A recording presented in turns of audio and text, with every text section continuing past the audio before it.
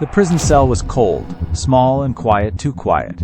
Roman sat on the edge of his bunk, elbows on his knees, head bowed. The dim light above cast a faint shadow of bars across his face, dividing it like the life he used to live before and after. His fingers trembled slightly as they grazed the edge of a letter he would never send. Outside the cell, laughter echoed faintly, distant and disconnected, as if from another world. And in truth, it was. The world he came from no longer existed. Just 1 year earlier, Roman had been like any other 18-year-old college student, hopeful, trusting, in love. He believed in fairy tales, in the kind of romance you saw in books. To most, he was unremarkable, not the loudest in the room, not the most athletic, not the most stylish. But to those who knew him, he was the one you could count on. The friend who remembered your birthday. The guy who held open doors without thinking. The boyfriend who'd walk through fire to make you smile. Her name was Emma. Emma was everything Roman was not. Fiery, spontaneous, impossible to pin down. She was the type of girl who turned heads when she walked into a room, who lived like there was a fire behind her eyes that never went out. Where Roman found peace and predictability, Emma thrived on chaos. She was not afraid of the edge, she ran to it, danced on it, dared others to follow her there. Their relationship made no sense on paper, and maybe that was why it worked for a while. Opposites, magnets drawn to a shared illusion of balance. Roman gave her devotion. She gave him electricity. To Roman, Emma was everything, his first love, his first heartbreak, waiting to happen. But he did not know that yet. For Emma, the relationship had started with sincerity. She genuinely liked Roman, his steadiness, his softness. But over time, that comfort began to suffocate her. She craved the high of unpredictability, the rush of something dangerous. And Roman, bless him, was always there, with flowers, with surprise dinners, with quiet eyes that never suspected what was coming. It was during the spring semester that Emma started to drift.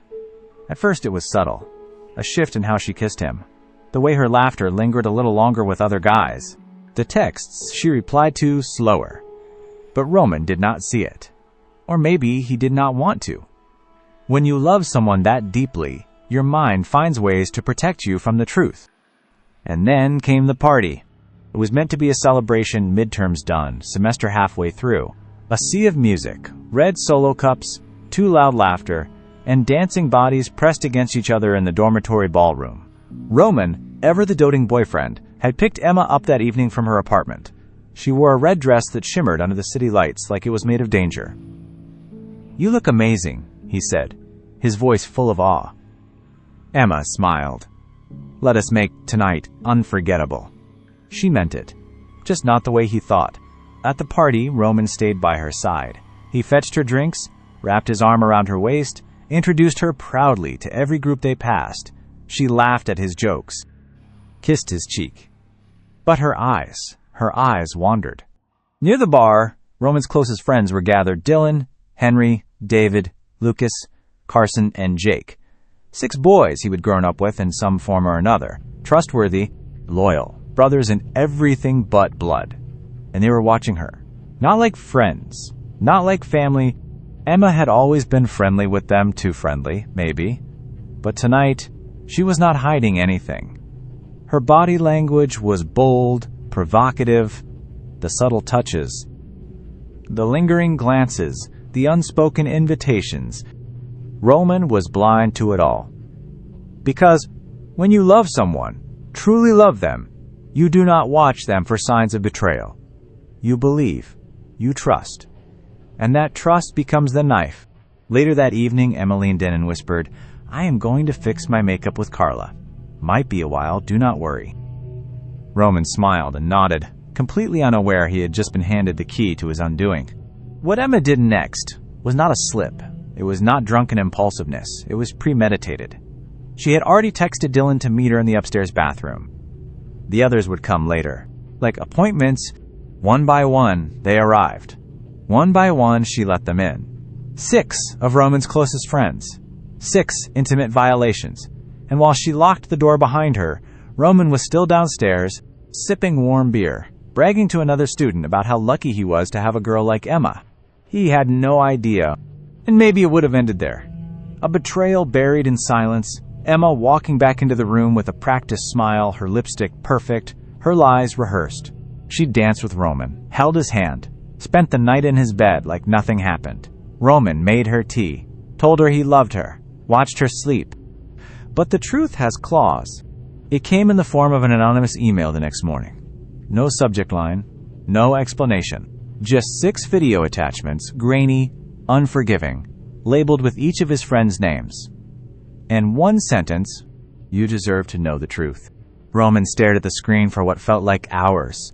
When he finally opened the first video, his heart dropped into his stomach. Emma. Dylan. The bathroom. He closed it instantly, nausea overtaking him. But curiosity is a cruel master. He opened the second video, then the third, the fourth. By the time he reached the final one, Emma with Jake Roman was no longer breathing normally. His vision tunneled. His hands were ice. He did not scream, he did not cry, he just stood there, paralyzed. What he had witnessed was not just cheating, it was calculated, ritualistic destruction, a private violation broadcast, like a mockery of love. And the world had seen it. Another email arrived minutes later. They're everywhere now, group chats, socials, everyone knows the whispers, the laughter, the betrayal. It swirled in his mind like a storm that would not stop. And Emma, still asleep in his bed, unaware the fire had already started. Roman walked to the bedroom doorway and watched her peaceful, innocent looking, and something inside him cracked, something that had been held together by threads of trust, love, and illusion finally snapped. He had been made a joke. By her. By them. By everyone. The room began to blur. His own breathing sounded like someone else's. He turned away, headed for the kitchen. His feet moved without instruction. His hand opened the drawer. His fingers wrapped around the cold steel, and the old Roman died. The knife felt heavier than it should have. Roman stared at it, his reflection twisted on the blade like a version of himself he did not recognize. The old Roman soft-spoken, forgiving, faithful was gone. What stood in his place now was a boy hollowed out by betrayal, whose world had been burned to ash. He could still hear the laughter from the videos in his head, looping like a sick melody. Emma's moans, the sound of his friends' voices. The bathroom door creaking open and closed again. 6 times, one by one, as if they had rehearsed it. And what haunted him most was not just what they did, but how easy it was for them. How smoothly Emma had gone from one to the next, like he never existed. Like everything they would built, everything he had given her, was just a temporary distraction until her real desires took over. He stood in the kitchen, unmoving. The knife trembled slightly in his hand. His body felt electric, wired on rage, humiliation, and something deeper, more primal. The part of a man that lives beneath the civilized mask. The part that wakes when everything else is torn away. He walked back into the bedroom. Emma was still sleeping. Roman stood over her, the knife tucked behind his back, his breath shallow. He watched her face peaceful, as if nothing in the world could touch her. His heart twisted violently. She stirred. Her eyelashes fluttered, and when her eyes opened, they met his. Still blurry with sleep. "Roman," she whispered, confused by the look on his face. He did not answer. Instead, he held up the phone. The screen still glowed with one of the videos, paused on a frame that said more than words ever could. Emma sat up instantly, her body jolting as the realization hit. "Where did you get that?" she asked, her voice cracking. Roman did not speak. He did not need to. The silence said everything. She looked away, shame creeping across her face like a shadow. I did not want you to find out like this," she said. Those words. As if the betrayal was a scheduling error. As if the heartbreak was not the point, just the unfortunate timing of exposure. "I was drunk. It was stupid," she continued, trying to find a lifeline.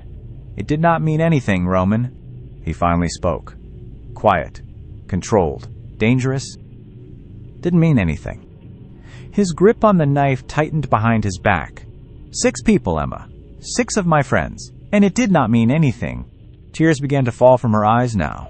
Real ones. Maybe. Or maybe just panic. I did not mean to hurt you. I was just bored. I needed something different. Bored. The word slapped him harder than any fist could. He staggered back slightly, as if the floor itself had shifted under him. You destroyed everything because you were bored, he said, voice shaking. I did not think anyone would find out, she whispered. Well, they did, Roman snapped. Everyone knows. The whole campus is talking about it. Emma sobbed harder. Please, I will do anything. I will make it up to you. There is no coming back from this, Roman said flatly. You did not just betray me. You humiliated me.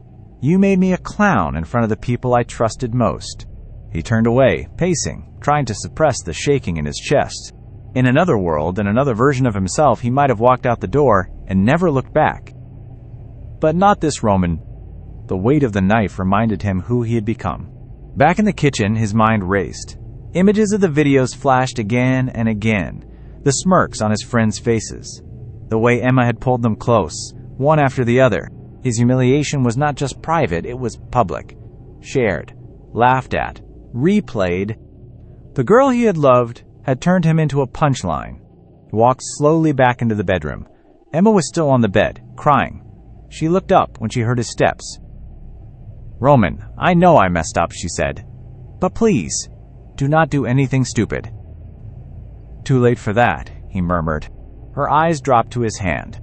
The knife? Her breath caught. No, Roman, please, put that down, please. You did not think about consequences when you were doing it, did you? He said. When you were with them. Emma scrambled backwards, panic now fully taking over. I was drunk. I was stupid. But I never stopped loving you. I swear. Roman stepped closer. Don't lie to me now. He lunged. The blade sliced across her arm, red blooming across the white sheets like spilled paint. Emma screamed, clutching the wound, her entire body shaking. Roman, stop, please. But he did not stop. He could not. The months of loving her, of putting her first, of building a future together, all of it had been a lie. And now the lie was bleeding in front of him. He stabbed again, and again. Each movement mechanical, each breath, a release of pain. You made me nothing, he screamed. You killed the best parts of me. Blood soaked the mattress, the floor, his hands. When he stopped, Emma was barely moving. Her body shivered once, then went still. Roman stood over her, breathing like an animal that had just escaped a trap. His mind was a blur of static and noise. What had he done? What had he become? He dropped the knife. Silence. But it did not last. A scream echoed from the hallway. The neighbor. Blood had seeped beneath the door. Roman did not run. Not right away. He stared at Emma's lifeless form one last time, eyes glassy, mouth slightly parted, like she had tried to say something in her last breath. Then he grabbed his phone and wallet and left. He made it 3 blocks before the police found him, covered in blood, eyes empty, soul already sentenced, long before the law could intervene. The courtroom was packed. Not with people who loved Roman. Those had vanished. What filled the pews now were journalists, classmates, strangers hungry for a tragedy they could consume in headlines and hashtags, and they had gotten one. A beautiful young girl, stabbed to death by her boyfriend. Leaked sex tapes. Betrayal. Revenge. Blood. The media called it the Emma affair. Some called him a monster. Others whispered that maybe, just maybe, he was a victim too. Roman sat in silence, hands cuffed in front of him, eyes fixed on the table. He had not spoken since his arrest. Not when the police asked him why. Not when the officers processed him, washed the blood from his skin, cataloged the knife. Not even when his mother came, crying so hard the guards had to pull her off him. He just stared, blank, empty, like the part of him that felt had been cut out, along with the life he once knew. The prosecution wasted no time. They painted him as cold, calculating, violent. A boy who had planned murder with terrifying precision. They showed photos Emma's body on the bed, the blood patterns, the knife. They played the audio of Roman's confession, his voice flat and detached. She betrayed me, he had said. I was not going to stop. I was gonna find the others next." Those words echoed in the courtroom like thunder. The judge flinched. Some in the gallery gasped. The defense argued otherwise. Roman's lawyer, a sharp-eyed man with a tired voice, painted a different picture. A boy shattered by humiliation. A boy driven to madness by betrayal and public shame. They introduced the videos, the anonymous email, the public leaks. They pointed out the silence from the 6 boys Roman's supposed friends, who had all lawyered up, vanished from public view, and refused to testify. He was just a boy in love, the lawyer said. A boy who was laughed at by the world for trusting someone too much. But that was not enough. Not against the images. Not against the knife wounds. Not against Emma's body lying still in the morgue while the nation debated who to blame. The verdict came swiftly. Guilty. Life in prison. No parole. Roman did not blink. His mother Marissa screamed as the gavel struck wood. She clutched her chest, sobbing, as if she could feel her son being taken from her soul. His father did not show. He had not since the beginning. Shame had eaten him from the inside out. Emma's parents sat across the aisle. Her mother wept quietly, clutching a photo of Emma as a child. Her father stared straight ahead, his face stone. They had lost their daughter twice, first to a scandal they could never explain, then to a death they would never escape. The funeral had been private. Almost no one from the college came. The scandal had stained Emma's name so deeply that even grief became complicated. Online, strangers called her every insult imaginable. Some said she deserved it. Others said she was young, stupid, and no one deserved to die for mistakes. But the noise never stopped. Emma's grave was placed in her hometown cemetery, under a willow tree, far from campus. Her parents visited every weekend. Her mother often brought her a yellow rose. Her father never brought anything. He just stood there, like a man trying to forgive a ghost. Roman, meanwhile, vanished from the world. In prison, he became a myth. The boy who snapped. The faithful lover turned killer. His story spread through true crime blogs, late-night forums, and viral TikToks. Everyone had an opinion. No one knew the whole truth. He refused interviews. He ignored letters. He stopped talking altogether. His mother kept visiting.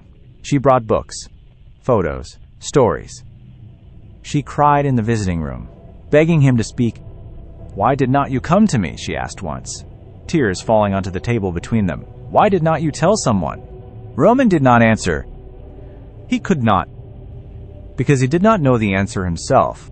What had kept him from walking away? Was it love, pride, shame? He replayed it every night.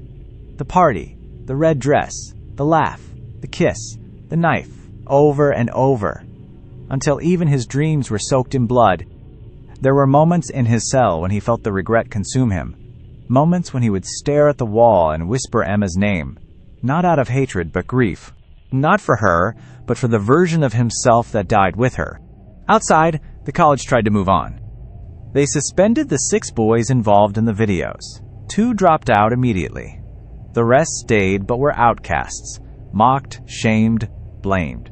They walked campus like ghosts, heads down, avoiding eye contact. No one sat with them. Professors skipped their names during roll call. Friends disappeared. They were never charged. Legally, they had done nothing criminal. But socially, they had been sentenced. The college itself became a symbol of moral collapse. News vans camped outside. Talk shows debated policy. Alumni pulled donations. Parents demanded answers. In response, the administration launched campus-wide initiatives, seminars on consent, emotional health, toxic relationships. But the halls still whispered, students still gossiped, and Emma's name still lived on burned into the walls like smoke after a fire. And then came the backlash. Some claimed Emma was a symbol of female sexual liberation gone too far. Others said she was a lost girl, unprepared for the consequences of her fantasies. A handful of angry voices blamed Roman's generation raised on entitlement, incapable of emotional regulation, taught that love means possession, that the truth was harder to digest than the headlines allowed. Roman was not a monster when he met her. Emma was not evil when she flirted with freedom. They were kids. Kids trying to make sense of love, loyalty, identity. And when the world watched them fall apart, It watched without mercy. Months passed. Seasons changed. Students graduated. Professors moved on. New freshmen arrived on campus, some unaware of the name Emma, others who had watched the videos before they even unpacked. But the wound never fully closed. Emma's story had become a dark piece of campus folklore. Her name etched into whispered rumors, Reddit threads, and midnight conversations in dorm rooms. Every new party carried an unspoken tension. Every love story carried a shadow. The bathroom where it happened, the one upstairs from the ballroom, was locked for good. No one talked about it officially, but everyone knew why. Outside the campus, the story took on a life of its own. Podcasts broke it down frame by frame. The Six, as Roman's former friends were dubbed, became public villains. Their faces blurred on YouTube thumbnails, but their names were already etched in internet history. Some tried to move states, others changed names. But the digital world does not forget. Emma was gone. Roman was imprisoned. But the 6 boys who had shared the bathroom with her, they lived on in limbo, half guilty, half forgotten, never charged, but never truly free again. And the public, they argued endlessly. One side said Roman was a symptom of toxic masculinity, that his love had always been possessive, not pure, that no betrayal, no matter how deep, gave him the right to kill. Another side said he was a broken boy, destroyed by a society that laughed at male vulnerability, that Emma and the others had orchestrated a humiliation so cruel, no soul could survive it intact. And somewhere in between, others asked a harder question: what kind of culture creates children who see love as ownership? Who treats betrayal not as pain, but as justification for violence? And why are we only asking these questions after someone's already dead? Roman remained silent. In prison, he became a ghost among ghosts. His cell was clean, organized. He followed rules, ate alone, spoke to no one, not out of arrogance, but emptiness. He did not respond to letters. He did not respond to therapy invitations. He just existed. There were rumors that he wrote in secret, that under his bed he kept a small notebook, half confessional, half journal, that he wrote to Emma every day, every night. No one could confirm it, but some guards swore they saw him mouthing her name in the dark. His mother kept coming. Every month, she aged rapidly, grief carving lines across her face like time had punished her for raising a son capable of such horror. Still, she defended him. To reporters, to relatives, to herself.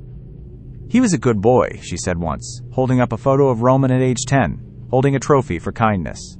He just broke. And maybe he did. But broken things, when sharp enough, still cut. Emma's mother had stopped speaking to the media entirely. After a few months of trying to preserve her daughter's image, she disappeared from public view. Grief had swallowed her whole. Her husband, Emma's father, left town, sold the house, moved somewhere coastal. Neighbors said they saw him walking the beach each morning, alone, not speaking to anyone, just staring at the water, as if waiting for it to erase the memory of everything he had lost. The funerals had come and gone, but the mourning never left. Not really. Because how do you mourn someone when you are not sure if you should be angry at them, ashamed of them, or simply broken over the fact that they are gone? That was the hardest part for those left behind. The ambiguity. Emma had made terrible choices. Roman had made an unforgivable one. And no one came out whole. The story became a mirror. Every viewer, every reader, every commenter saw something different in the reflection. For some, Emma was the embodiment of freedom misused. For others, she was a symbol of a girl lost to a world that never taught her how to hold power with care. For some, Roman was a warning of what happens when boys are told to be strong but never how to handle pain. For others, he was a monster. And then there were those who saw themselves in the sidelines, the friends who did not speak up, the classmates who laughed when the videos leaked, the people who had seen the signs but said nothing. In that silence, the true crime was not just the murder. It was everything that led up to it. Years passed. The campus repainted its walls. The students stopped whispering. The bathroom upstairs was eventually remodeled into a janitor's closet. No one said it out loud, but everyone understood why. A new generation of students arrived, fresh-faced and unaware. The dorm where Roman once lived became just another building. The party that changed everything became a cautionary tale seniors whispered to freshmen over late-night ramen. Don't be like them.